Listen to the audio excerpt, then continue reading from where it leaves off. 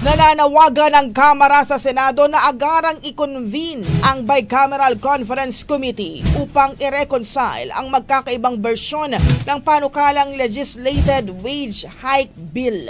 Sa formal letter ni House Committee on Labor and Employment Chairman Fidel Nograles kay Senator Joel Villanueva, iginiit niya ang urgency na ipasa ang panukala kasabay ng babala na ang kabiguang kumilos ay magdudulot ng malaking kawalan sa milyong-milyong Pilipino.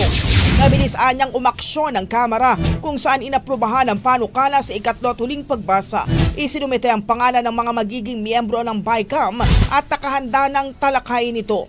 Binanggit ni Nograles na kagabi lang pinangalanan ng Senado ang conferees nito kaya limitado ng panahon para sa bicameral discussions at ratifikasyon.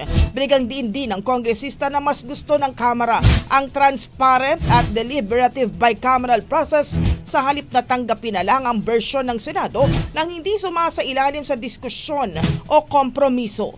Hindi umano ganito ang proseso bilang co-equal chambers ng Kongreso at hindi dapat sila maipit sa isang opsyon na aapurahin ang bersyon na hindi sumasalamin sa resulta ng tapat na dialogo.